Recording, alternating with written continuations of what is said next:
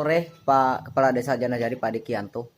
Kita Selamat sore. konfirmasi terkait hari ini adanya keluhan-keluhan dari masyarakat terkait adanya aktivitas PT KSL Cia Group, di mana sudah beberapa kali RDP di DPRD dan beberapa kali diantara sudah melibatkan Desa Janajari. Namun faktanya berdasarkan pantauan saya sendiri di lapangan, Anda selaku kepala desa pun tidak pernah dilibatkan dalam untuk RDP tersebut. Nah, artinya menyikapi gejolak di masyarakat yang saat ini kalau kita pantau sudah mulai memanas, di mana pihak perusahaan sekarang sudah mulai berani melakukan pemaksaan untuk penggusuran lahan-lahan yang hingga saat ini statusnya belum jelas. Bisa dijelaskan Pak Kepala Desa? Kalau untuk itu memang kalau kami dari pemerintah Desa Janajari belum ada menerima yang namanya surat izin resmi bahwa perusahaan KSL ini sudah bisa melakukan kegiatan penggusuran lahan dan sebagainya, penanaman dan sebagainya. Nah, namun informasi ada humasnya yang datang ke kantor desa, yaitu atas nama Sigit. Nah, itu menyatakan bahwa persetujuan AMDAL sudah ditandatangani oleh Bapak Bupati. Nah, langkah-langkah lebih lanjut berkaitan dengan surat itu, apakah itu boleh mereka melakukan kegiatan di dalam areal HGU, kita pun belum mengerti sampai ke sana. Jadi harapan kita, walaupun mereka melakukan kegiatan itu, tetap tidak menyampingkan daripada hak-hak masyarakat yang belum diselesaikan. Nah, jadi pada dasarnya kalau menurut kami, kalau memang lahan warga masyarakat itu yang sudah dibebaskan atau diganti rugi, itu menjadi hak mutlak pemegang HGU. Nah, ketika itu memang masih belum, kami minta tolong itu agar diselesaikan terlebih dahulu, baru itu bisa digarap atau ditanam. Demikian.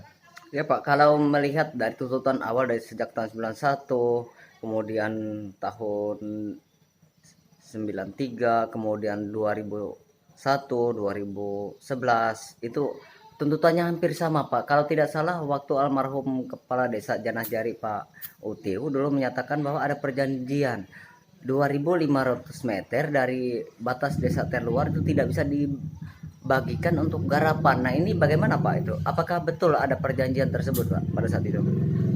Kalau untuk perjanjian itu betul, memang ada dan aslinya masih ada di tangan saya. Kebetulan Kepala Desa itu Pak Utiu Duri itu adalah orang tua saya, bapak saya itu. Jadi surat-suratnya itu masih ada di saya, dan memang itu sebelum pembukaan lahan PT KSL dulu sudah ada kesepakatan masyarakat dengan pemerintah desa bahwa tidak dibagikan untuk lahan garapan PT Polimer seluas 2.500 meter.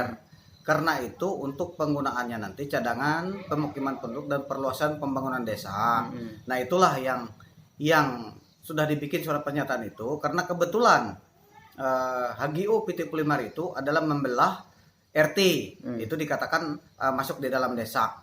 Nah, maka oleh sebab itu dibuatlah surat pernyataan. Karena membelah desa itu adalah antara RT 3 dan RT 2. Nah, namun itu perusahaan tetap tidak mengindahkan surat pernyataan itu, maka terjadilah sampai tragedi berdarah pada tahun 93 itu karena menyangkut masalah GRTT. Nah, karena seakan-akan perusahaan itu memaksa sebelum itu dibayar itu digusur. Nah, itulah yang terjadi. Nah, kemudian sudah lama mereka tidak beroperasi. Setelah itu lalu dipindah tanganlah ke PT Sil. Nah, PT Sil pun sama, tetap seperti itu. Malah banyak adu dombanya juga itu dengan masyarakat yang menyampaikan bahwa ini semua udah clear, udah dibebaskan semua. Ternyata ketika pemerintah desa meminta data-datanya yang telah dibebaskan itu tidak dikasih, malah disebut itu adalah rahasia dari perusahaan. Dan pada saat itu juga lancang saya itu pada periode saya pertama dari 2009 sampai 2015 kemarin, lancang saya sampaikan kepada pimpinan perusahaan almarhum Pak Sampun. Saya bilang gini, kalau memang perusahaan ini ada yang dirahasiakan, tolong jangan di wilayah Desa Janajari, hengkang dari wilayah Desa Janajari kalau memang itu ada rahasia-rahasia di perusahaan. Karena itu bukan zamannya sekarang. Nah, itu. Nah, setelah terjadi permasalahan pada saat GRTT, maka perusahaan tidak bisa bergerak lagi. Nah, maka oleh sebab itu mereka cari peluang supaya itu di take over ke perusahaan lain. Ternyata PT KSL yang mau menerima tawaran dari pihak PT SIL itu, dibelilah oleh PT KSL. Nah, pada saat itu PT KSL memang sudah ada laporan dan ada semacam pemberitahuan kepada pemerintah desa bahwa mereka akan melakukan kegiatan perubahan komoditi dari karet ke sawit, dan itu sudah pernah tatap muka dengan masyarakat sesuai permintaan kami. Kalau memang mereka mau berinvestasi di sini di bidang komoditi sawit, ya tolong pemerintah desa meminta agar bisa sosialisasi kepada masyarakat, tatap muka dengan masyarakat.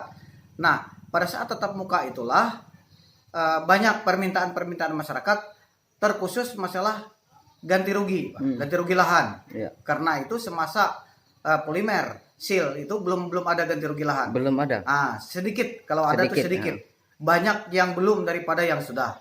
Nah, makanya saran saya pada saat itu tolong kepada PT KSL, mudah-mudahan PT KSL ini bisa menyelesaikan permasalahan masyarakat yang ada. Dan saya bersama jajaran masyarakat sangat mendukung hadirnya perusahaan ini, tetapi tidak terus menyampingkan hak-hak masyarakat yang ada. Itu tolong diakomodir semuanya. Nah, ternyata sekarang tidak terjadi juga seperti itu. Masih seperti yang dulu. Jadi cara-caranya tuh tidak beda-beda tipis lah. Bagaimana Pak dari pemerintah desa menyikapi persoalan setelah dari pertama sampai bahkan yang sekarang tidak ada perubahan? Apa yang akan ke depan dilakukan, Pak?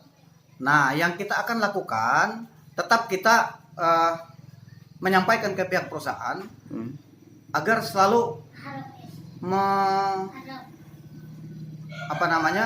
selalu memberi ganti rugi kepada masyarakat. Itu yang pertama. Jadi lahan-lahan yang masih bermasalah tolong selesaikan. Apa saja yang menjadi tuntutan masyarakat, nanti akan selalu berkoordinasi dengan pemerintah desa, karena lahan-lahan masyarakat di sini pemerintah desa lah tahu, karena saya sebagai kepala desa juga orang sini. Jadi saya tahu benar pemilik lahannya sudah diganti rugi atau belum. Ya kita juga tahu. Dan data-data di perusahaan kan ada itu, Pak. Kalau memang itu sudah diganti rugi.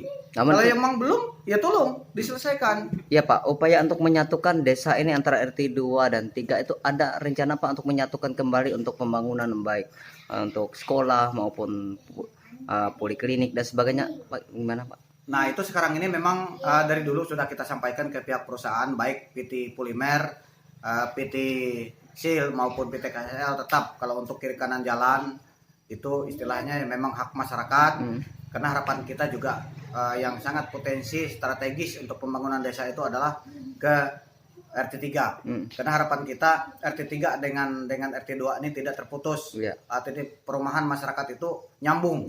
Dan nanti di situ juga kita akan bangun fasilitas pemerintah, baik pasar desa, poliklinik, SMP. Banyak nanti ke depan ini pembangunan desa yang akan masuk ke situ. Kenapa? Karena kita mengarah ke Hayaping itu banjir. Banjir daerah Sungai Dio, dari itu ada sekitar 1 meteran lah banjir di situ. Sampai ke bahu jalan itu sekitar 1 meter. Kemudian ke arah Sungai Awang juga demikian. Artinya sangat potensi istilahnya untuk pengembangan desa itu strategis itu adalah ke RT 3 arah Karanglangit, Jung Merigai. Itu Pak. Oke, makasih.